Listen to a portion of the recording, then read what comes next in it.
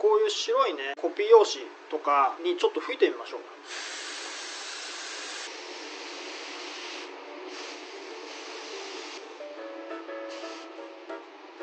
はい、塗り終えました。まだ今塗った直後です。クリアラッカーを、3日間にわたり4回4回4回、つまり12回合計吹きました。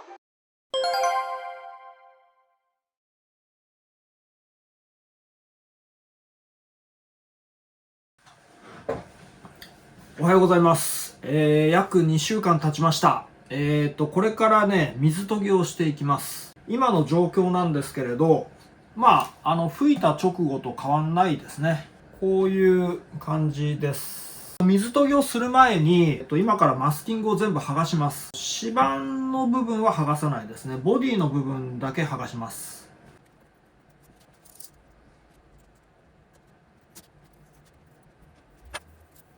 ラッカー塗装の場合は、サンディングシーラーの段階で、クリアを吹く前に1回ここを落としましたよね。で、クリアを12回吹いて、で、今これ剥がしてるんですけれど、上に乗った塗料を落とすことなく、こうやってね、やっていけばね、別に塗料がパキンって欠けたりすることなく、綺麗に剥がれてきます。これが、ポリウレタン塗装とかだと、極力薄めにやったとしてもやっぱりねちょっと気をつけないとすぐね、余計なところまでパキッて割れる可能性があります。落下は別に大丈夫ですね。ただしギブソンとかやめとこう。これなんで先にマスキングテープを剥がすかっていうのはちょっと後でね水研ぎをしながら説明しますね。なんか普通に考えたら傷がつきにくいガードしてある状態だからマスキングを剥がさないで水研ぎすればいいじゃないかって思う人もいるかもしれませんけどね、そこはねちょっとね理由があるんですよ。さすがにねこういう際の部分のマスキングを剥がすときはよく切れるカッターの刃でほんのちょっとね軽く刃当てた方がいいとは思います。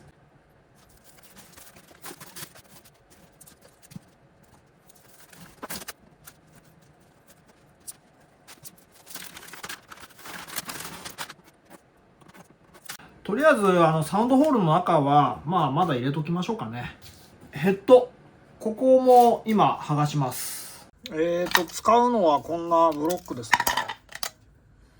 ね。ゴム、こんな小さなやつとかね、これは指板用ですよね。こんなの使い分けて吸ってきます。はい、これ石鹸です。無添加の石鹸っていうか無添加石鹸、香料とかそういうのなるべく入ってないやつね。石鹸水を作ります。なぜ石鹸水を使うかというと、普通の水を使うよりかは多少このペーパーの目詰まりがしにくくなる、あと滑りが良くなるっていう感じですね。これもね確かね専門学校で教わりました。教科書に書いてあったのかなわかんないですけど、私の場合は、一番最初に使うのは、1200番です。で次に、1500番ですね。でねこれもやる人によって違います。ちなみに ESP の専門学校の教科書には800番からやれっていうふうに書いてあったんですね。ただ800番っていうのは相当ね粗いんですよ、目が。私の場合はいろいろ長年こう試行錯誤していろいろやってきて1200番で最初やって次に1500番をかけて終了という風なスタイルになる落ち着きました。最初はね、1000番とかからやってたんですけれど、なかなかね1000番っていう番手も割と粗い方なんですよね。いざこう完成してみてパッとこう見てみると1000番のこの深い傷がねまだ残ってたりすることがあったりするんですよ。なので1200番っていうのはやっててわかるんですけれど、平坦になるまでちょっと時間はかかります。ただこれで仕上げた方が綺麗になる、自分のスタイルやり方にはこれがベストだっていうことで、これを一番最初に使ってます。やり方は自由です何番の番手を使ってやってもいいと思います。自分に合った番手とか方法を見つけ出すこと、それがいいですかね。最終的に、表面がこう綺麗にね、光に照らしても、綺麗になってるっていうのが目標ですから、やり方はね自由で構わないと思います。では吸ってきます。はい。でこの水研ぎという作業なんですけれど、こうちょっとカメラをこうやって動かすと、要は今塗料を吹きっぱなしの状態なんで、こうデコボコなんですよ。でこのデコボコの表面を1200番のペーパーで平らにしていきます。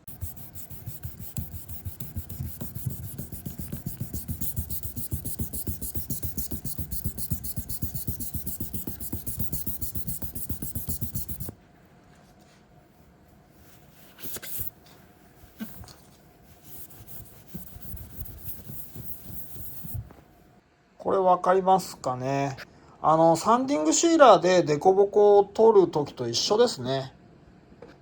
こっちのエリアに関してはもう今平坦になってます。全部ペーパーの傷がついてるじゃないですか。でほらこの辺とかね、この辺りか、この辺りはまだツヤツヤしてるところが残ってますよね。でこういうふうに残ってる部分が完全になくなるように、ペーパーの傷だけになるように、これから全面を仕上げていきます。この辺もまだ残ってますよね、ツヤが。で使う、パッドは、これアクリルのブロックですね。であとこれゴムです。このね水研ぎの段階では柔らかいやつは使わないでください。最初の1200番はね、最初の番手だけはこのスポンジは使わない方がいいです。このスポンジを使うとね、ちょっとこうなんだろうな、うねるというかね、なんかこう完璧なピカッとした平面になりにくいんですよ、こっちは。これ使っても平気だったこともありますけどね。最終仕上げの番手でこれは使います。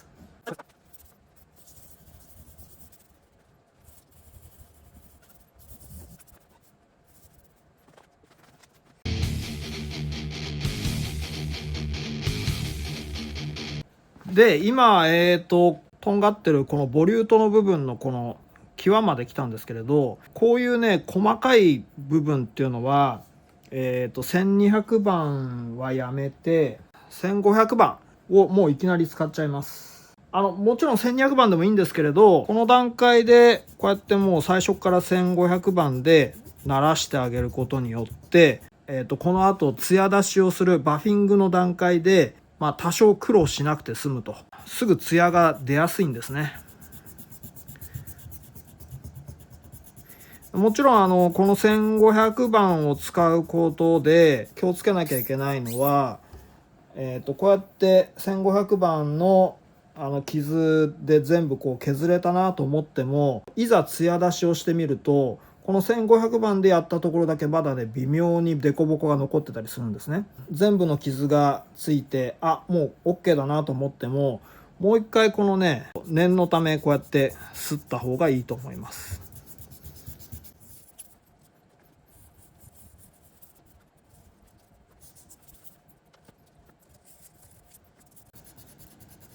今これ私手でやってますけれど、別に小さな細かな小さいブロックでねやってもいいですよ。最後のクリア塗料を吹いた時にちょっとここら辺が垂れてしまったとかね、少しこうボコって塗料が盛られてしまったとかっていう風なことがあると、この1500番でこんな軽く擦っただけじゃ全然平面にならないんですよ。吹いた後の仕上がりっていうのが、垂れとかそういう部分がなくて綺麗に仕上がってれば仕上がってるほど、その後のこの水研ぎの作業がすごく楽になります。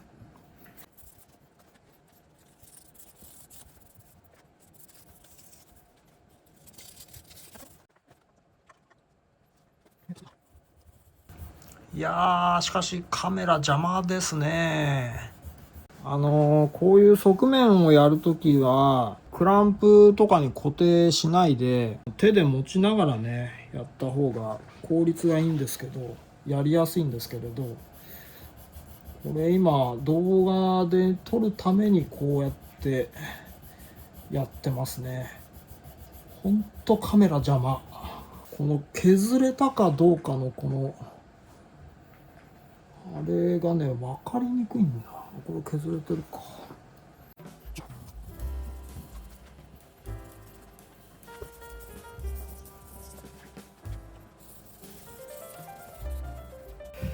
はい、これでヘッド周りは全部 OK ですね。1200番。今からここの部分をやってきます。今マスキングテープ貼ったんでね。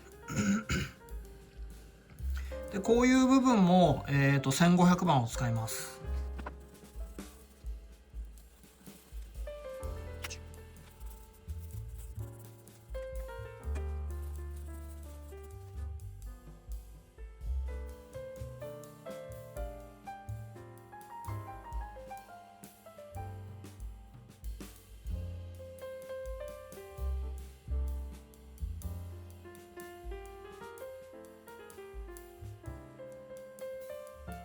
ネックを全部やり終えました。こういうね細かい部分とか、あとこのヒールの部分とかは、1500番をもういきなり使ってます。で今から、ボディ側のこのねこういう際の部分とかを同じく1500番で仕上げます。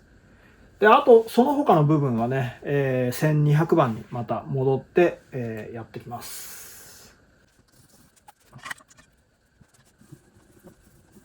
これペーパー掛けをする方向なんですけれど、まあ基本的には最終的にこうバフ掛けで艶出しを行う際に、この部分っていうのは回転するこのバフがこういう方向に動くので、最後のこの1500番のペーパー掛けの傷っていうのはこのね方向、まあ、要は最後のバフ掛けの方向とは直行する形の方向で擦った方がいいんですよ。ただし、こういう部分というのはこういう方向で擦ってもなかなか凸凹が取れないんですね。なのでまあ適宜こっちの方向でもいいとは思います。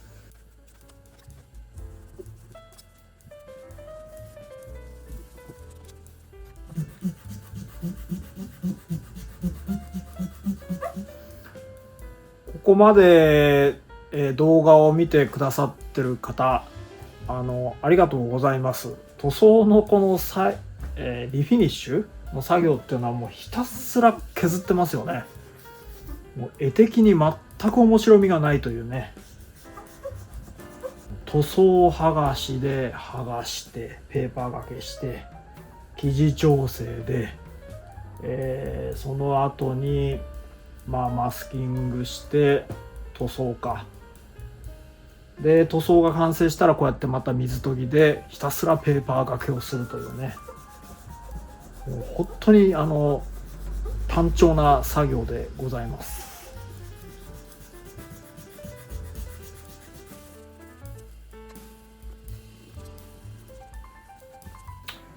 よし、あとこの辺もやっときますかね。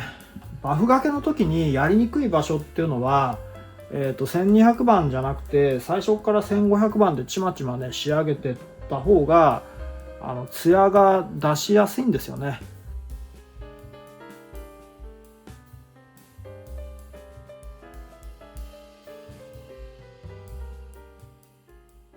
さっきマスキングを全部剥がしてそれから水研ぎをやりますって言いましたよね。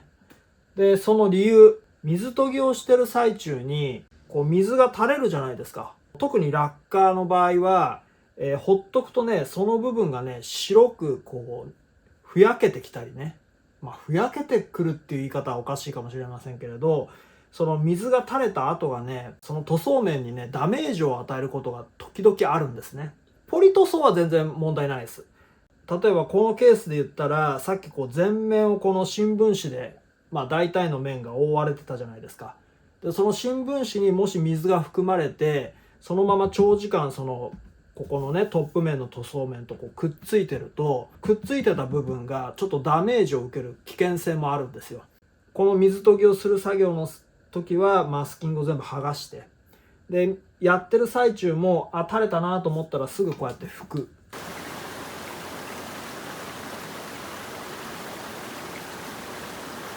ボディのこの下ね、机のところにこう置いてあるところに水が溜まりやすいんですね。でこういうところも適宜こうやって拭いて作業をしていかないと、新しいね塗料だったら問題ないことが多いんですけど、古いギターとかそういうものをやる場合には目的のところばっかりこう削ってってね、パッと気づいて下がこう水たまりになってることがあるんですね。でそういうところをこうやって見ると白く濁っちゃったりね、そういうことがあります。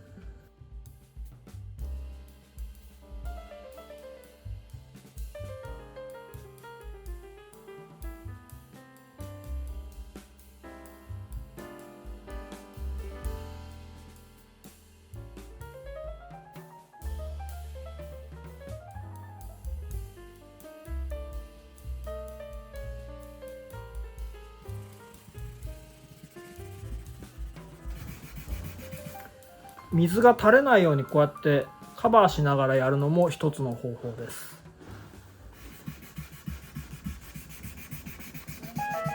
お、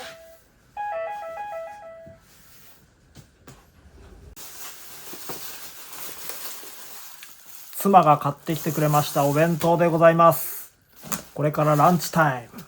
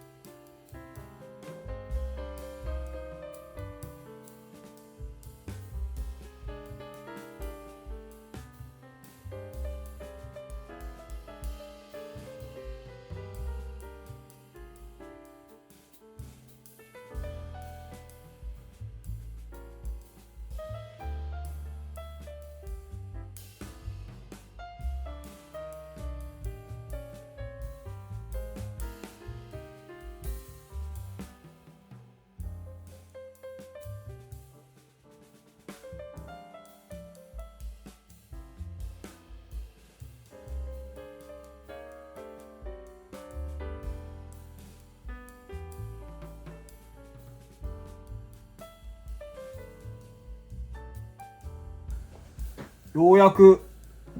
バック面になりました。ここを全部きれいにしたら1200番が終了です。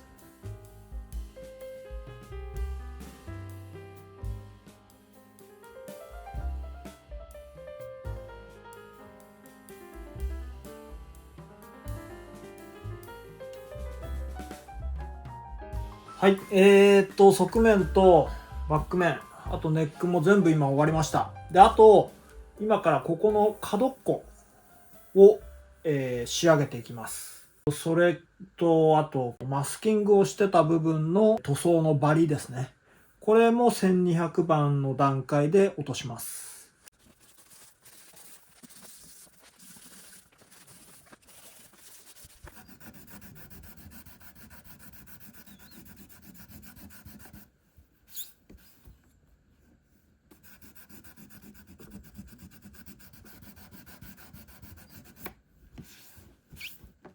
サンディングシーラーの時にクリアを拭く前に一回ここのマスキングを取ってバリ取りをしたじゃないですか。それと同じですね。あの時は確か600番かの番手を使いましたけど、番手が変わっただけですね。1200番で今やってますね。こう指でこう撫でてみて、塗装のバリが引っかかりがなくなればそれで OK です。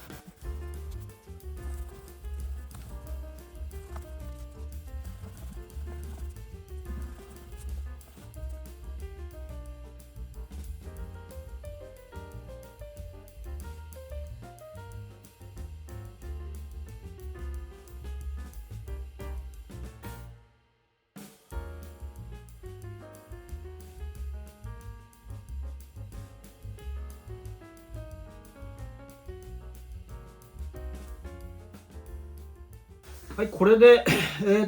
今角っこも全部、やり終えました。でこの段階で部屋の照明を暗くしてこういう風な感じでね、生地調整の時と一緒です。最終的な確認をします。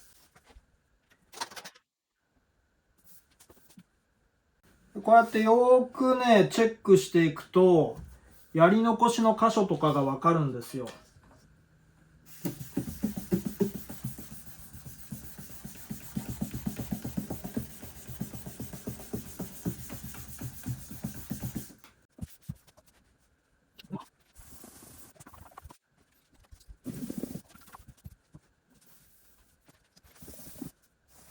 特にこういう端っこの部分ね、この周囲の部分っていうのはやり残しがね、慣れないと多いと思います。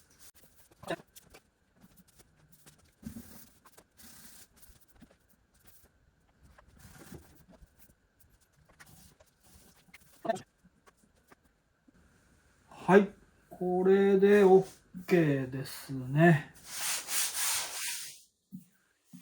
はい、でね、動画ではねちょっとわからないんですけど、うまく映んないんですよね。マスキングをした跡が、これわかるかな、このヒューってなってるところ、こういうね、これもそうですね、この辺。マスキングを長時間していると、ラッカーの場合だと、こういうふうにね、マスキングのね、跡がね、うっすら残ることがあるんですね。ものによってです。30年、40年経った古いやつだと、あんまり影響ないんですけれど、割と若い楽器だと塗装し終えてね、マスキングをこう剥がした時に、マスキングの跡がねこうついちゃうことがあるんですね。これわかるかな。これわかりやすいですね。ここわかります？なんかちょっとこうこれはもともとあった傷です。これはこの辺とかね、こうちょっとこれはクラックですね。マスキングのこのシワシワっていう跡がね残ってるんです。この周囲のこのマスキングの跡を今から1500番で、落としていきます。軽くね、本当に1500番を軽く当てるだけで、これは段差というかね、この跡は消えるので、1500番この周囲全部やったら、続いてもう側面と、ネックとも全体を1500番で仕上げていきます。星屑のステージ、違った。今ね、1500番をこれからかけましょうっていう話をしましたけれど、1200番が終わりましたね。で、この後に1500番かけてバフィングをするのだと、一見ね、これ綺麗に見えてても、その艶が出た後に光にこうやって照らすと、ちょっとね、このボコボコボコボコっていうね、うねうねうねっていうのがね、残ってることがあるんです。ここまで綺麗にこう、全部1200番でね、やり終えたら、今度はこのスポンジパッド、もう一回1200番で全体をね、綺麗に均一に擦ってきます。で、そうすることで、ほぼほぼね、そのデコボコ面っていうんですか、バフィングをした後のツヤが出てからしかわからないようなものすごい細かなデコボコ面が綺麗になります。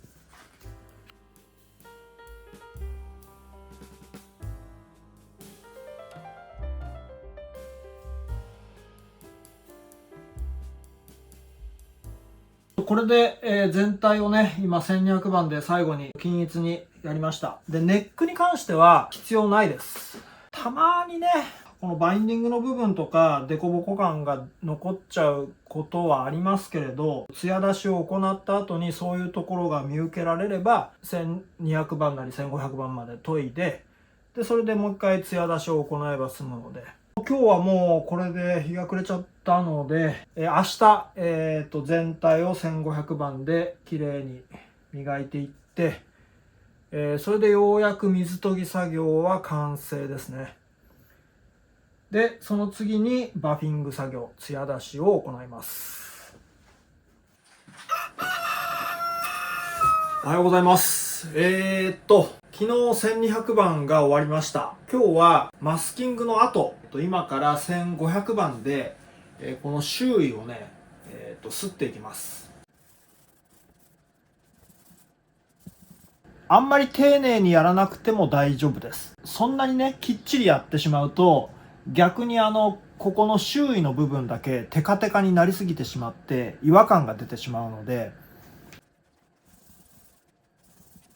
特にね、この辺、このエリアっていうのはギターを構えた時にここが当たるじゃないですか。汗とかね、汚れがこう付着しやすい部分なんですね。で、そういう風な部分っていうのはもう最初からここだけちょっとくすんでたりとか、塗膜が弱くなってるんですよ。マスキングの後もここはね、特にね、つきやすいです。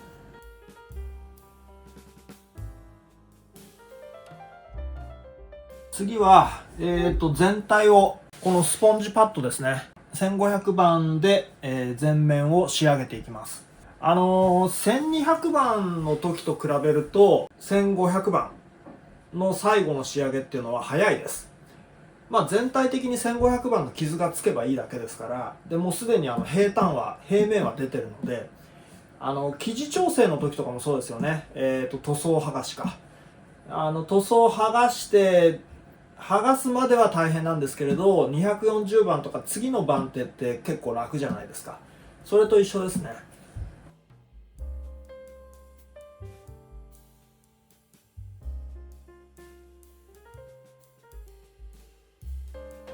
ちょっと画像じゃ見にくいかもしれないですけど、こっちの面が今1500番をかけ終わった後ですね。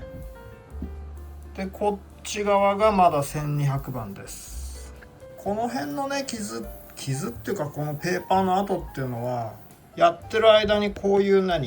ダマができるんですよ。これができちゃった後にこう擦ると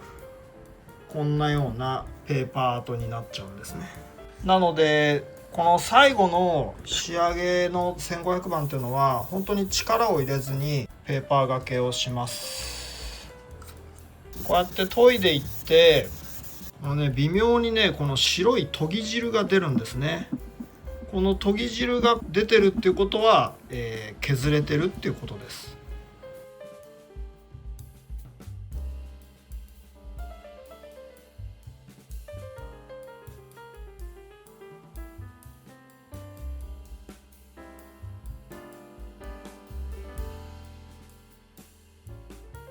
あとはネックとヘッドで、この辺のジョイントの部分に関しては、最初から1500番で仕上げてるので手つかずで大丈夫です。この握りの部分と、あとこっちのヘッドですよね。このボリュートのところも1500番でもう仕上げてあるので、ここも大丈夫です。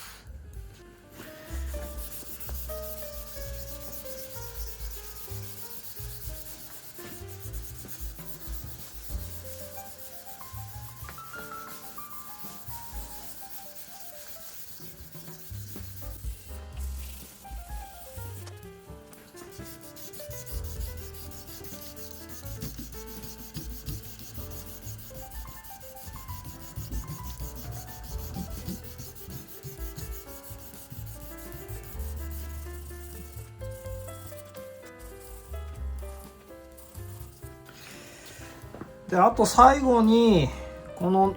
手でね、軽くこうやって擦ってあげると、ゴムのパッドとかでこうやって傷がつかなかった部分、とかまでしっかり1500番の傷がつきます。これね、やってる最中はツヤ消しなんで分かんないんですよね。いざバフィングツヤ出しをしてみて、でこう完成してこう光に照らしてみると、まだちょっとこの辺甘いなとかね、そういうのが分かってくるんですよね。で、極力そういう二度手間というか、そういうことをなくすために念入りに1500番の傷をつけときましょうということです。はい、これで終了かな。ヘッドの表面忘れてました。ここはマスキングの跡もついてないので、このままでもいいっちゃいいんですけど、せっかくなんでね、ちょっと細かい傷がついてるので、細かい傷というよりかはまあ今までのこの楽器の跡ですよね。ここもパッドを使うより指の方がいいですね。まあ軽くゴミを取るみたいな、汚れを落とすみたいな、そんな感覚でいいと思います。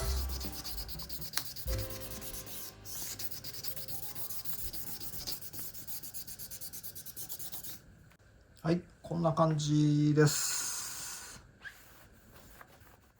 これからバフィングですね。